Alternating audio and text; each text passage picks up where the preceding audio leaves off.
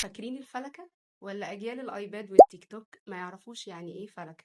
أنا أميمة عدلي وهكون معاكم النهاردة في حلقة جديدة من حلقات بودكاست مدارس أجيال المستقبل، واللي هنتعرف فيها النهاردة عن أسلوب العقاب في المدارس ابتدى إزاي ووصل لفين. أول عايزين نعرف يعني إيه عقاب تربوي، يعني غرس الانضباط في الطفل من هو صغير ومساعدته على التعرف على الصح والغلط والتمييز ما بينهم، وكمان نتعرف على التصرف السليم هيكون ازاي، وده وفق قواعد وفن وأصول العقاب وقواعد ثابتة وحاسمة ومناسبة بيوافق عليها جميع أفراد المنزل.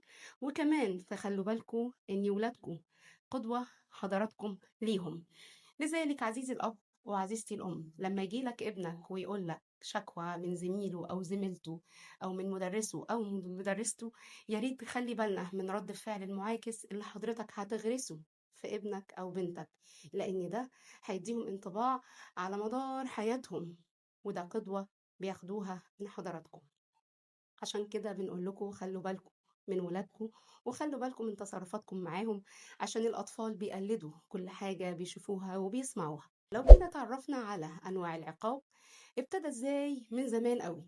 زمان كان الأهل بيبعتوا ولادهم لحلقات العلم والكتاتيب، وانتشر في الزمن ده نوع من أنواع العقاب اللي هو الفلكة. والفلكة دي كانوا بيربطوا رجلين الطفل في عصاية خشب، وكمان بيبدأوا يضربوه بعود الخيزران، وبيبدأ عد الضرب أو الضرب بالعد بعد سماع التهمة على الطفل.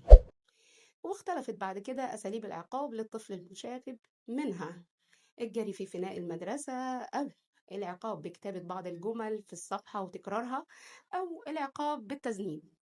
وطبعا عندنا العقاب بالصراخ في وجه الطفل من قبل الأب والأم.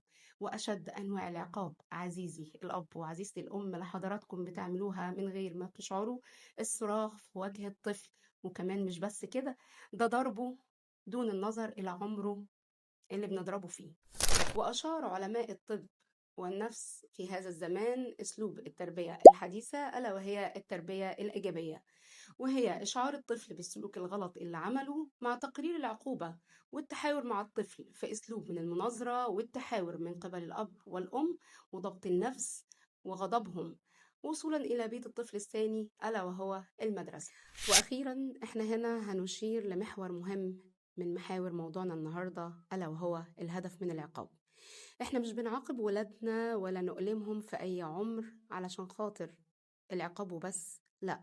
الهدف من العقاب عزيزي الأب وعزيزتي الأم هي ضبط سلوكيات الأطفال الخاطئة، وإعدادهم لحياة اجتماعية سوية وحياة دراسية منضبطة، مع إشعارهم بالثقة والأمان فيما يقولوا ويفعلوا خارج المنزل وداخله، وتعزيز المكافأة والتركيز عليها لتقديم الطفل سلوك إيجابي، زي إن هو يقدم مساعدة لحد، أو يتحكم في غضبه وانفعالاته مع إخواته في البيت، أو المشاركة في حوار عائلي بيكون فعال، أو ما شابه من سلوكيات إيجابية الطفل بتصدر منه بتعكس سلوكه في بيئته المحيطة. خليك دايما مؤثر إيجابي في حياة ابنك أو بنتك أو أخوك بدون عقاب، وتذكروا دايما إن ولادكم أمانة في إيديكم.